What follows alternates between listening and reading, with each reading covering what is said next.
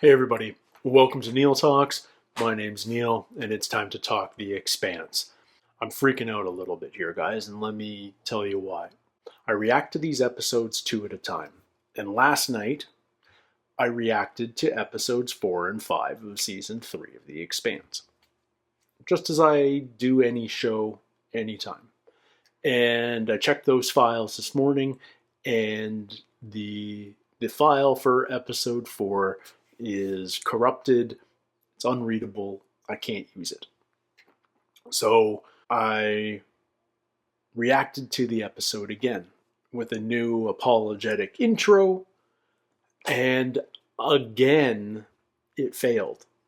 I've never had this problem before, and it's happened twice in a row to the same episode, and I feel like this episode has some sort of weird karmic glitch to it, or what. Every couple of minutes now I feel like I'm going to be turning over to my recording screen to make sure that things are still happening, but I'm paranoid right now that at any moment this is going to cut out and I'm going to have to start over yet again. The point being, this is not going to be my typical reaction to an episode of The Expanse. This is my third time watching this episode in 24 hours, and I've seen the next episode, and yet I have to give you guys a reaction to this episode because that's necessary. That's my social obligation to you, my viewers. And this is not obviously going to be my first watch. This isn't going to be my first reaction. I'm not going to be shocked and surprised by the things that I already know are about to happen, nor am I going to pretend to be shocked. But I will do my best to give you not try and recreate my initial reaction, but give you my reaction from a third viewing that, maybe I'm going to catch some things that I've missed the first 2 times. Maybe I'll just let you know the things that I'm appreciating, how certain characters are making me feel, how whatever comes to mind. But it may not be my typical reaction because of checking, still recording, because of my paranoia and my multiple watches here. In any case, it's a shame because I've had some lovely post-episode discussions in both attempts to this video, and every time I feel like I'm losing some of that magic, and it's not going to be the same. We'll see what happens at the end, but I'm here for you. I apologize. I'm going to be very Canadian here. Sorry. I'll do my best to make sure it doesn't happen again, but now I'm so freaking nervous that this is some unforeseen issue that's now going to happen all the time. Checking, still recording. Okay, cool. Let's jump into it while the going is good. This is episode 4 from season 3, and it's called Reload.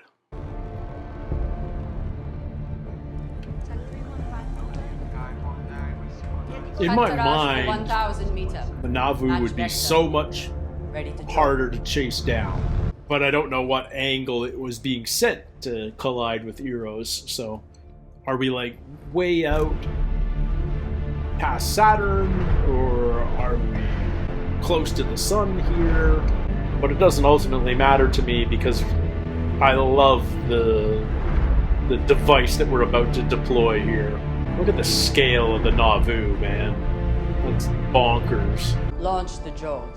I love the tug drones, the swarm. One of the small details I love is that they're not precisely spread out over the surface of the Nauvoo. They cover it, but there's some randomness to it, and it doesn't matter. It just feels more almost organic. It's getting turned. And now we get to see so clearly which ones are firing up so that we can spin it around, just rotating it about its center of gravity. It's so cool. Yeah, just pushing and pushing. And we're going to hit the brakes in a second. Right there. Boom. We turned around. Beautiful visual storytelling. Look at the scale of this. Does it even count as a vessel anymore? I mean, I guess it is. I mean, it's designed to go from A to B. but it's more a city than anything else. This shot, so freaking cool. We have secured the Nauvoo. We'll begin retrofit immediately. Alright.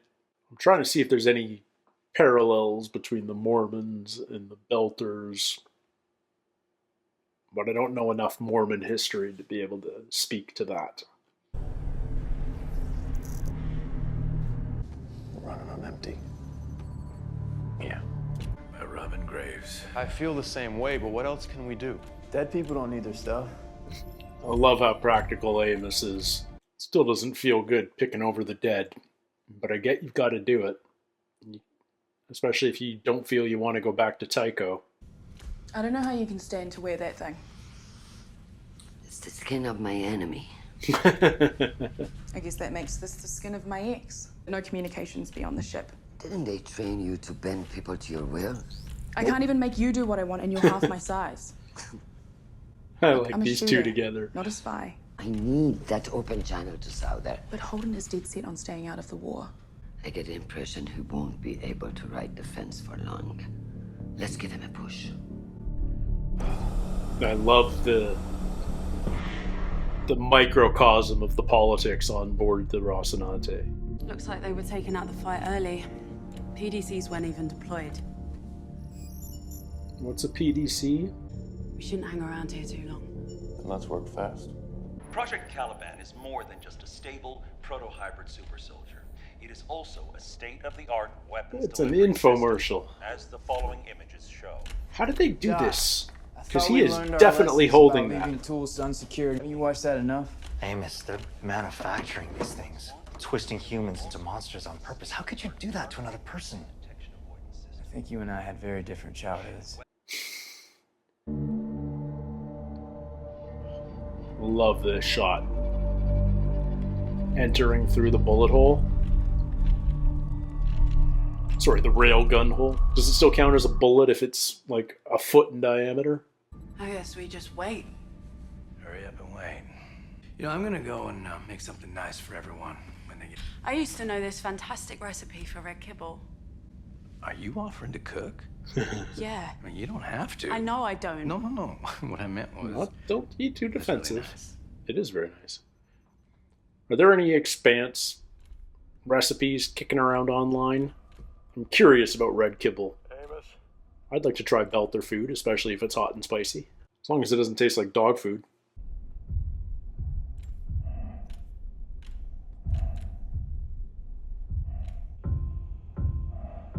Survivors. SOS. What are you doing? We used nearly all our ammunition, saving you two. So they're stripping out dead and you're okay with this? Nobody asked you. They might have found some survivors, and if we hadn't been stripping the dead, we wouldn't have. Are we too late? Oh, this guy's hanging out. He saved them all. They wouldn't even have known. I knew Mars wouldn't leave us behind. We're not Mars. I'm wondering, could this have been avoided? Of course I am. You wrote a wonderful speech. You should be front and center. Aaron Wright wants to see her in a moment of terrible tragedy. moment of realization. That's the shittiest part about this. We have been confronted by the unknown in a way that is unprecedented. We must not shy away from this or pretend otherwise. The one thing that we know for certain... She knows every word of it. Humanity has faced the unprecedented before. We have discovered, and through our courage, vision, and faith, both through our purpose and in one another, we have seen our way through even the darkest nights, that we will do so again. It's a good speech. Arguments over faction and party must be set aside so that we can turn our attention to this most pressing mystery. And that, I must tell you, with the greatest sorrow, is the truth that Mars has turned away from. Given a And he chance to diverts from the transcend speech. our history no more than a justification for war and violence. Now these are It looks Aaron's upon words. this terrible and miraculous Look moment, at that and they smug see it as an smirk. opportunity to Piece of revisit shit. ancient Sorry grievances. for my language. They have lost sight of our shared humanity, and so they must be reminded. It is our duty as the moral leaders of our species to unify We're the moral our ones. factions. Mars is not moral. We need to bring them under control. One race, So one human antithetical race, to under one race. unified flag, and together move forward into this Thinly brave veiled new chapter nationalism. of history. Thinly veiled empire building. Thank you for your help. I love that the Arbogast / Eros crater on Venus is just on everybody's feed. We'll be ready to turn over the whole system once the Agatha King arrives. I want all the data cores and backups on my shuttle. Of course. And prep the children for travel. They'll all be coming with me. Somehow revolting that his lab coat still says pediatric center on it. It just feels wrong that this guy's a child doctor. How are you feeling? Dizzy. Attempting to reassess. He's not talking like Katoa. No more medicine? You don't need it anymore. You're gonna be fine. Beautiful. It's so weird that the Caliban sees us not dissimilarly to how we actually see them. Like with this glowing representing our nervous system. But when we see them, they just literally glow. But the first time I saw that, I almost thought that Strickland had protomolecule in him himself. Ensign Sinopoli. Weird. Sir, this is Not Ensign Mars. Loftus. You're out of uniform. Funny story. This is the Tachi. You're James Holden. All right, easy, guys. This is a stolen Martian ship. It's our boat now. Rights of salvage. Prisoners of war? No, because we're not in this war. But for now, you're confined to your quarters. So we are prisoners. You're alive. And I didn't see a line of Martian ships coming to save you. Hey guys, I'm gonna stick around here. Copy that. Too trusting, Alex. Might make them feel better to see one of their own. I'm not sure they see me that way now. I'm trying to figure out whether they would know Draper. Like, is she well known amongst Martians at this point as a defector? And they see it as an opportunity to revisit. I can't imagine Mars publicized that. You hungry? I need to talk to Holden. Good talk. Oh, the look on her face. Super curious about Kibble.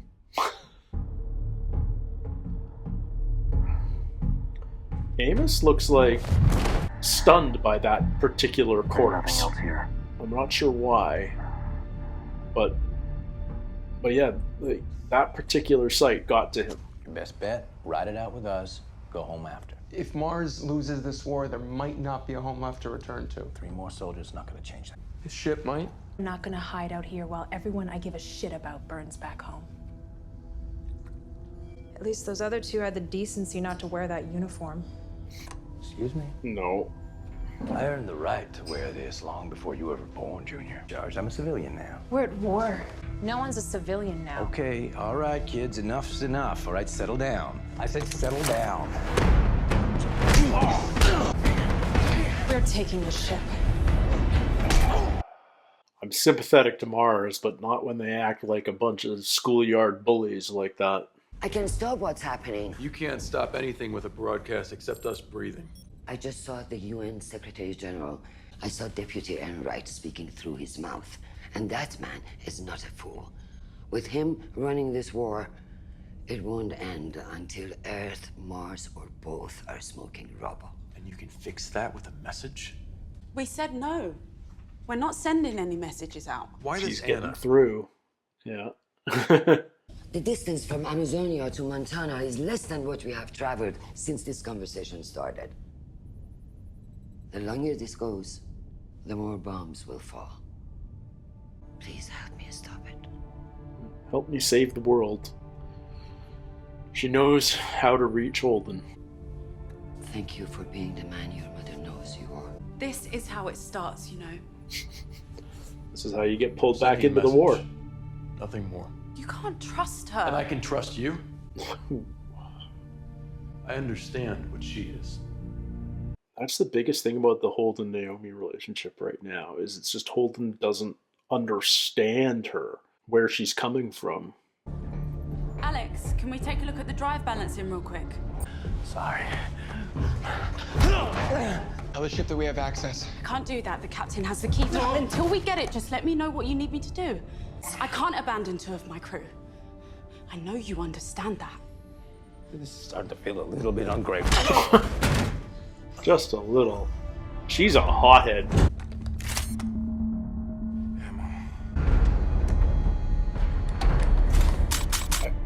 Why pull the trigger? You just realized you didn't have any armor. But I love how quick Holden is to, like, throw down here. And I love that Brazilian Jiu-Jitsu is still a thing 300 years from now. Rear naked choke.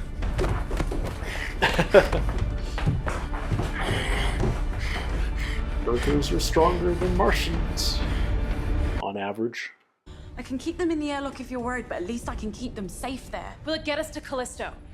It'll be tight, but... Go see if Ranoffer's okay. I think he's still alive. I just sent out the master alarm, which means So you have between now and ridiculously whenever my tense, even mechanic when I gets know back. what's about to You happen. leave him on that. Or maybe I should just shoot this guy. And then? Hey, fellas. Gunny. What I love is just a couple of scenes ago, Gunny says, I'm not in the habit of solving things with my people skills. Okay, I'm gonna give you a pass because you're young and stupid. But keep pointing that thing at me and I'm gonna take it away from you. You think you can? I prefer it didn't come to that. We'd rather not kill you. We. Is that right? Another Martian wearing the uniform but playing for the other side. Okay, I get it. It feels like you're doing your duty. You want to fight the enemy, I know. But I learned a while back that the hardest part of this game is figuring out who the enemy really is. And these guys aren't it. We'll find another way.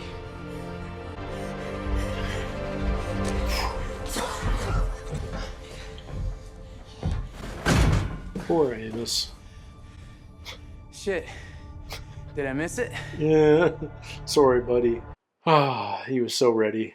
By tomorrow, the polls will confirm what we already know, that you have overwhelming public I find it interesting that the Secretary General, the SG, his last name initials are What the hell SG. was that? Anna. No, you twisted my words. You made me part of everything that I hate Sorrento about Gillis. all of this. Oh, Aaron Wright, such a smug bastard right now. What the world needs right You now don't is get to decisive... speak to me!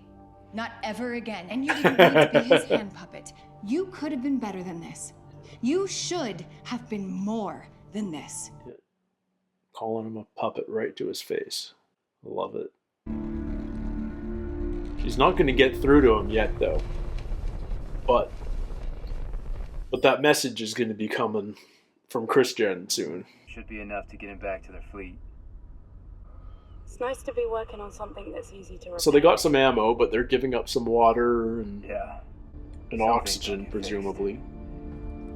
There's someone I need you to meet. He recognizes her. You're Christian Avasarala. Yes. The UN Deputy Undersecretary. This is going to be very tedious if you remain this dim. What the hell kind of a ship is this? Right. The tedious version, then. This war is a lie. Started by people in my own government.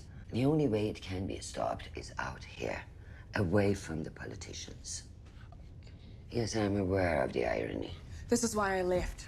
Great. What exactly is it you're asking me to do? I have something I want you to show to your commanding officer. Tell him it came from me. Ask him to pass this along to Admiral Souther. A UN admiral. It's a big ask. So you're letting me rejoin my fleet? We're giving you the KC. It can already fly. Our people are getting it livable again. Or Holden here can space the 3 of you for being such intolerable idiots. Honestly, I can go either way. So what is this thing that you want me to show them? Time is short and I'll be brief. Yeah. I'm It's more Aaron Wright's angry at call to myself Mal. than I am at him. I knew he was a lying pile of feces before I agreed to come. I need you to keep it together because I barely am. No, Manishko, I'm sorry.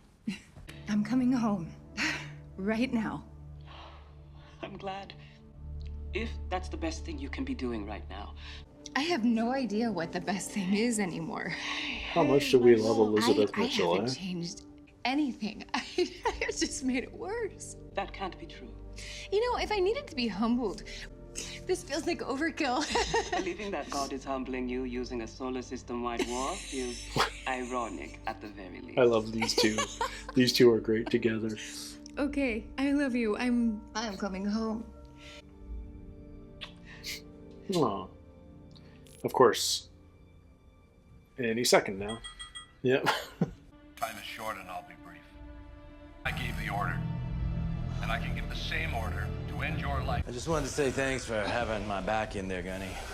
Couldn't let them kill the only decent cook on this tub. I don't know, I thought Naomi's kibble stuff was very interesting.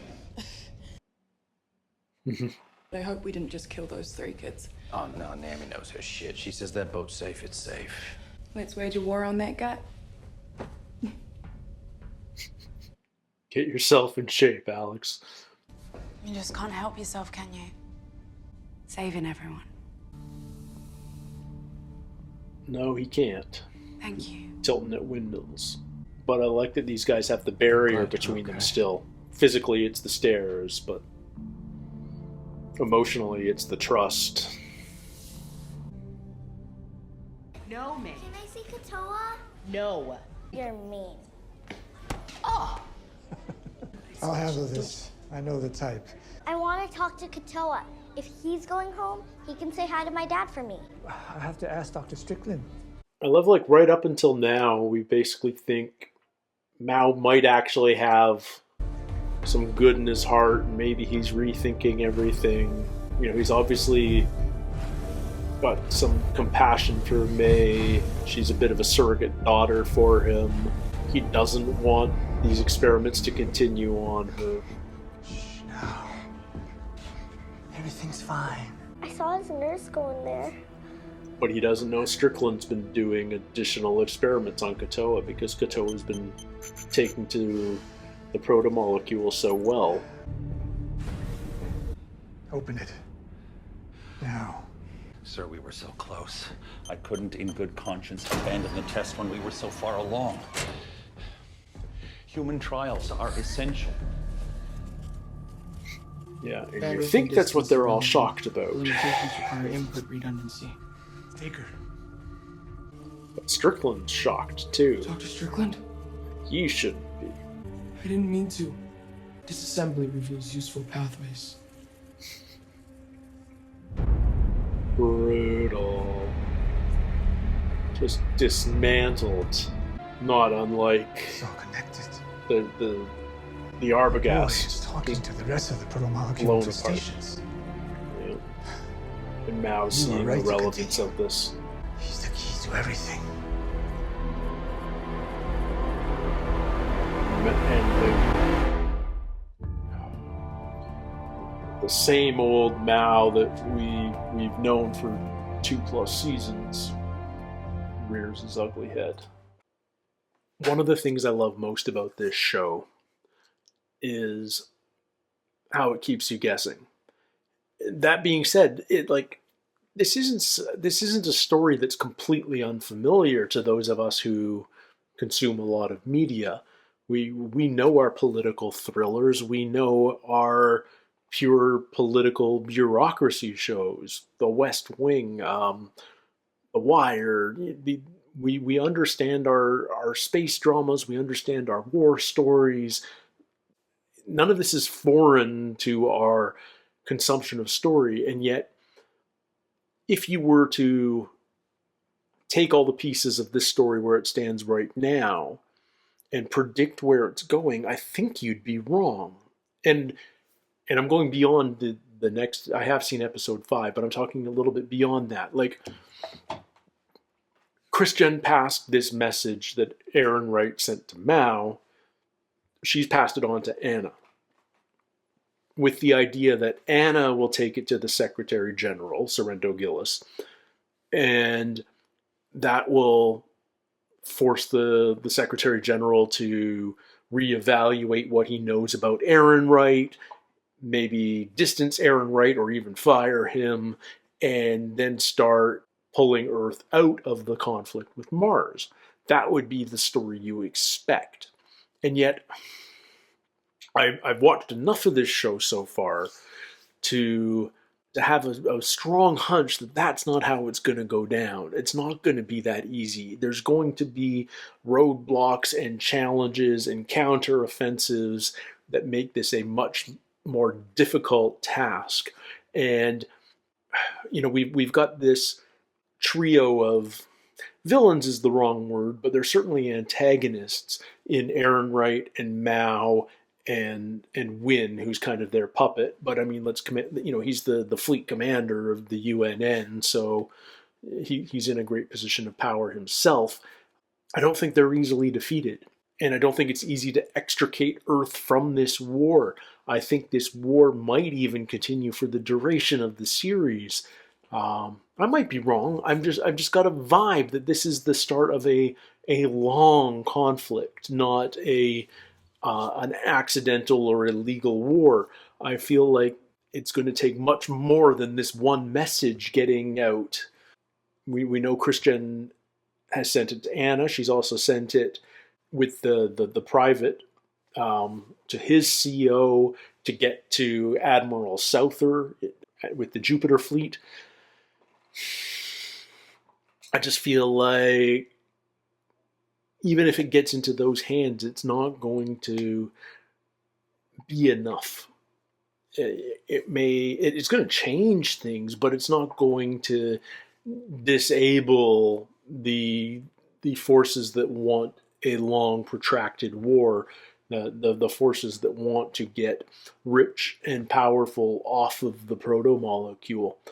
Whenever each time I listen to the SG's speech in this episode, because I've listened to it 3 times now, I'm reminded of Watchmen, the original comic and the movie, not the TV series that followed on HBO, which, by the way, awesome.